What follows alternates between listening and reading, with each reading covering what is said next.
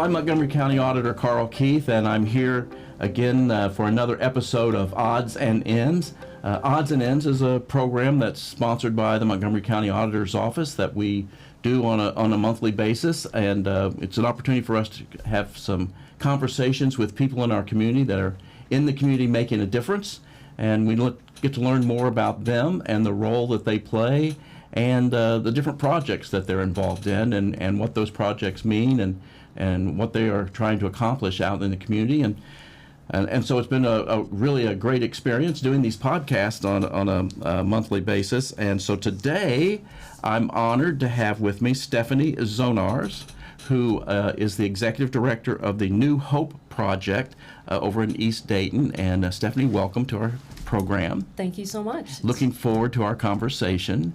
Stephanie and I met earlier this summer at a neighborhood meeting, a neighborhood association meeting over in East Dayton. Mm-hmm. And I was there to talk about the auditor's office, and you're just part of the community over there. Correct. And but it's new for you, right? You've not been in the community long. Yes. So let's talk about how long you've been here. Right. I became the executive director of the New Hope Project in the summer, mid-July, so about 2 months in. But I grew up in Dayton, so I've been a Daytonian most of my life. Have lived here, but this experience in East Dayton in particular is new for me. So you've been, and I want to talk about the East Dayton and what that East Dayton project is all about. But I want to talk a little bit more about your background too. So you were involved in athletics. So talk about that a little bit. Yeah, so I fell in love with sports as a young kid. I think I wanted to be like my brother, he was 10 years older than me. And so, yeah, basketball in particular was my sport. And so played that through junior high and high school and 3 years in college at Wittenberg University over in Springfield. And thought that was kind of the end of my sporting career. But a few years later ended up joining the staff of Athletes in Action, which is a sports ministry. It's now based out of Xenia, is where their headquarters is, but at that time we were located closer to Cincinnati. And so had the opportunity with Athletes in Action to travel the world and share my faith in Christ, but also have a chance to utilize sports as kind of a platform and a conduit to do that. And so it was kind of the two of the things that I really am most passionate about in my life. So it was really awesome experiences doing that. So how do people get involved with Athletes in Action? Do they recruit players, or people just sign up, or whatever? So my role as a full-time staff member, I worked in our basketball division. And so we recruited current and former college players. Okay. And so we would go on basically mission trips using basketball. So they were basketball trips. We had an exhibition tour here in the United States. At that time, the NCAA allowed Division I college teams to play what they called club teams in preseason exhibition games to get ready for their season. So we had a team that did that, traveled around and played all the top women's programs around the country. And then we also had international trips where we would take current and sometimes former college players and travel to different countries where we also had Athletes in Action staff working. And so they would help us to schedule games against national teams or club teams in their country. And it really helped them to create better relationships with some people in their sport federations and to kind of serve the people of their country. And at the same time, we had opportunities to share our faith. So it was an opportunity to see the world. It really was. Nothing I ever anticipated doing in my life, but so grateful for those experiences. Some of my very best friends I made through those experiences, and just seeing the world is such an enlightening experience. Oh, I'm sure it is. So that's wonderful. Had that experience, traveled the world. Then what brought you back to Dayton? The world comes back to Dayton eventually, right? Yes, so Athletes in Action kept moving north, and so we Okay. ended up with our headquarters in Xenia. Okay. Yes, where they now have a really cool sports complex out at the old property that used to be the Soldiers and Sailors Home in Xenia. Okay. I'm And familiar so with that. they've created a sports complex with all kinds of outdoor fields, and are in the process of building a the wooden family field house, which is a basketball facility. So their presence there was what kept me in Based this here, area. based here, is it? Correct. Mhm. Yeah. And so let's transition then. How do we get to the New Hope Project? And I think there were probably some steps along the way there, right? There were, yes. So after 18 years with Athletes in Action, That's a whole career right there. yes, it was, but had the unique opportunity to start my own business. And, during my years with Athletes in Action, noticed that coaches have a lot on their plate, college coaches in particular, and trying to be a great strategist and a great X's and O's coach. Most of them are very, very adept in that, but what becomes more difficult is creating that team cohesion and building that team culture is sometimes a challenge. You don't go to school for that when you are trying to be a coach. You're really Trying to more about the focus on X's and basketball, O's. yeah. Yeah. Mhm. So I noticed that there was a need there, and had a lot of friends at that point who were college basketball coaches. And so the idea was to create a business that could serve them and help them to create stronger teams, build championship cultures. And so did that for 3 years full time. And that opportunity led to an opportunity to work at Penn State with their coaches and with their women's basketball team. So I was part of the staff. I wasn't technically a coach. I was more of a support staff, focusing on leader development and community outreach initiatives. So So you're working with the coaching staff. Is that what you were doing, or right, providing. I was kind of a sounding board Okay. for the head coach in particular, Okay. just with some of the challenges that you have in trying to build a team, trying to build a culture. And they were already had some success, but we're trying to maintain that. And so, was able to help in that endeavor. And it was, You were a coach's coach. Yes. Yeah. Okay. Well, never having worked in college athletics, although I'd been around it for many years, it was such a unique experience. And at that time, that summer was when all the things started happening with Joe Paterno and all the turmoil around Penn State. So it was a unique time to be at that school in particular. But it was an extraordinary experience getting to be part of a high-level program like that and learning about college athletics at that level. Yeah. And so you were doing, but you still had your business going at the same time? I did on a kind of a part-time basis. And the business is life beyond sport. Is that Life correct? Beyond Life Sport. Beyond Sport? And it's very nice, I guess, because there is life beyond sport, I guess, Yes. is your message to coaches and their Absolutely. staff, and to try to help them adjust to life beyond the court, right? Beyond Yes. the basketball court. Interesting. I don't think most fans, or folks who are into college athletics understand the level of pressure, the stress. overwhelming nature of being a coach at that level. And it was enlightening even for me, though I'd been around college athletics for many, many years.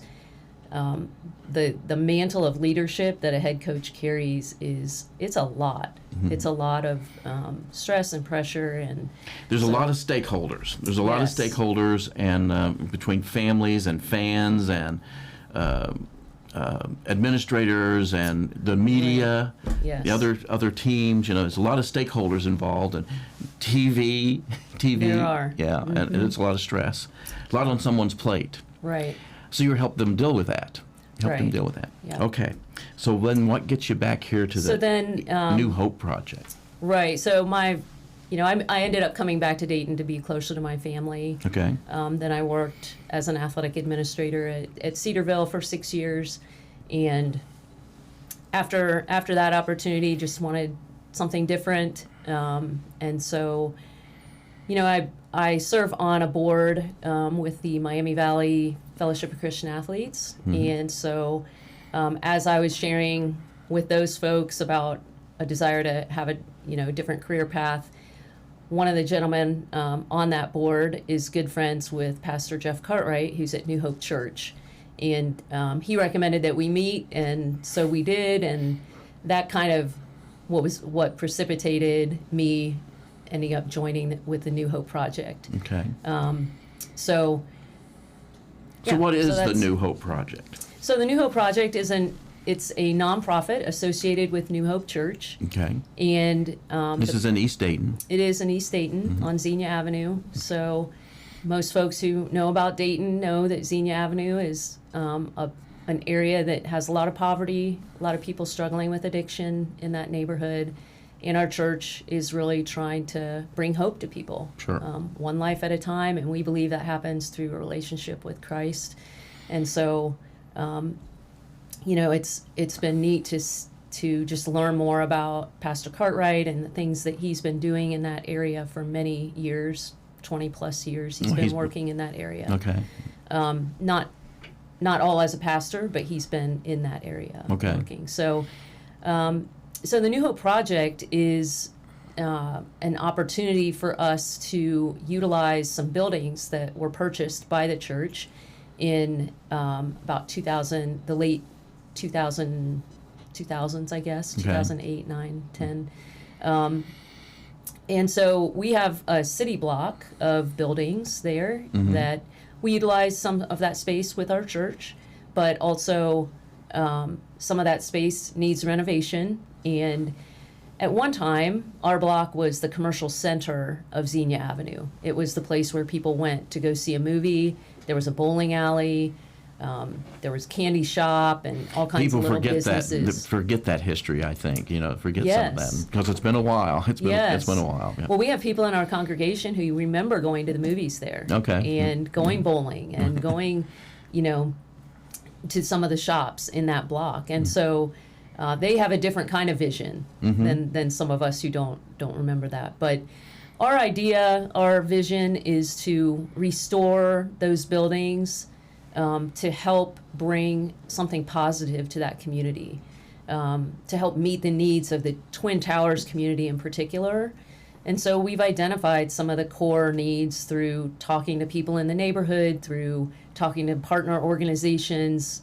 East End Community Services is doing a lot of great things in that neighborhood. And there are so many other partners, so many other churches and nonprofits doing great work in East Dayton. And so the idea is to first provide some sort of businesses that could bring and help meet needs of the people there.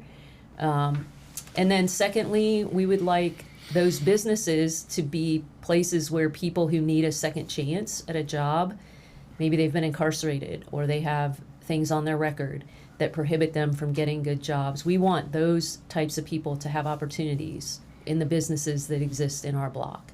And so we're looking for opportunities for those types of things to happen there. And we really believe that if we can change our block, if we can revitalize that block on Xenia Avenue, we can change a community. It becomes a stepping stone or a model for others to follow. Absolutely. Yeah. So the buildings that you control now, not the church owns these buildings now. So is your plan to? You said they need some renovation. So your plan to renovate them, and then what's the plan to use them for these businesses that you're trying to attract? Is that the plan? Right. So my first step is twofold. One is to assist the church actually in helping to build some infrastructure and some systems and processes so that we can support whatever growth ends up happening. And then the second focus is developing our board to where we have experts in all the key areas, whether that's commercial real estate or business and economic development. There's a lot of key areas that we need expertise in. And so we're assembling our board and then creating a strategic plan. And that's where we're going to decide what are the types of businesses that we're going for, what do we want these different spaces in this complex to be, and then of course finding the funding for that to happen. So this is really kind of a new effort then. Is that fair to say? I mean, you've only been here a couple of months. Right. Right. So was there somebody in this role before you? There was not. Okay. So there was a desire to be, but Pastor Cartwright was kind of leading the charge in both being a pastor and also trying to help develop the property. But that's a lot to ask for anybody Sure. to have two roles like that. So they were finally able to secure some grant money in order to bring somebody else on as an executive director who could really focus on the buildings and on that part of the process. So you've only been here a couple of months. How's it going? It's really going great. Okay. I've been so encouraged by all the people that I'm meeting. As I said, there's so many organizations in East Dayton that are doing tremendous work in trying to help people who are stuck in a cycle of poverty, stuck in addiction. I mean, that's one of the things that has really struck me is I had no idea there were this many, organizations and people who are trying to affect change in East Dayton in particular. And I've just getting to learn and understand this new space for me, learning about funding, learning about economic development and business development, and what does that look like, and how do we keep the ball rolling towards our vision. It's all been really interesting, and the people and the purpose behind it are really motivating. So You had your own business. Right. So you had some experience on starting a business and maintaining a business. So you've had some of that experience. Sure. Right. How do you think your involvement in athletics helps you in this role? Well, I feel like I've really honed my skills in administration in being in athletics. And so experience in strategic planning and fund development, fundraising, things like that are really... Team building, certainly.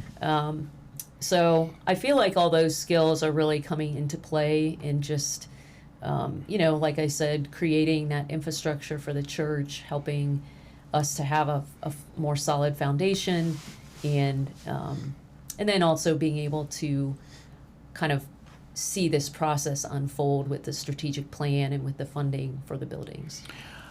So you're in the early stages of this project, really, and Yes. and you've only been there a couple of months. But at this point, what do you think is the greatest challenge you have to overcome?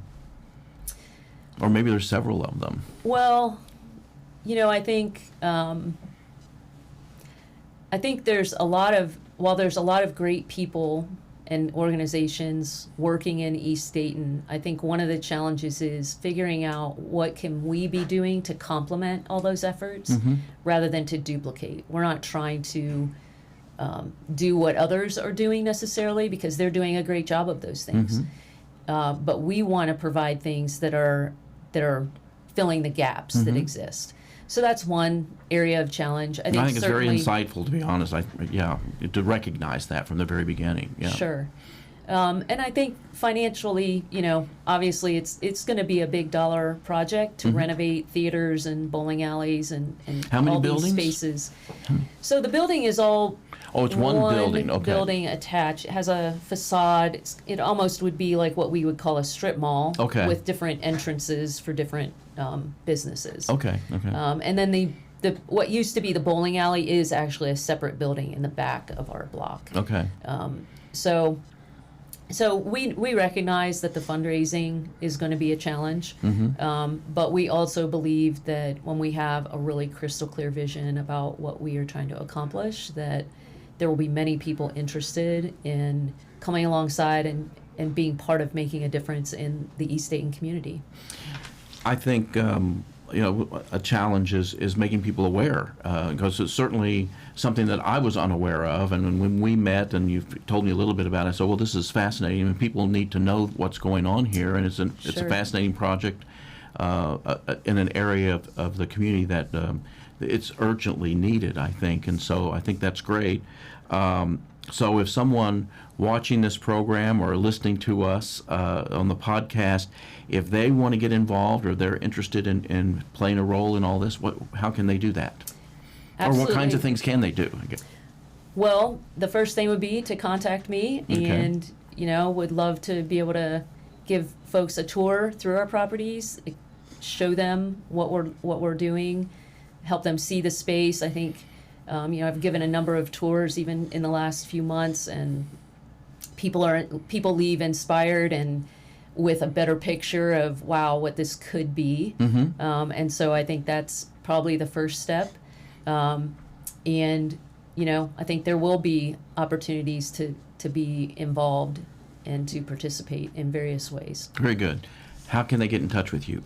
So my email is Stephanie, STEPHANIE, at newhopedayton.org. Okay. So that's the easiest way. Very good. And people who are smarter than me will make sure that's on the screen, I think, so that people can follow. But Stephanie, I really appreciate you being with us today and sharing some of your story and then telling us about the New Hope Project. It sounds like a project that would really make a difference in an area of the community that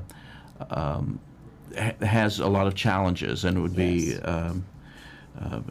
would just do so much for that area of town, that neighborhood, and so we appreciate your commitment to that, I think. And yeah, well, thank you. And so we, again, appreciate you being here and wish you great success. And maybe we'll have some folks contact you and maybe help you with the project going forward. Absolutely. We'll monitor it. I will be monitoring it, okay?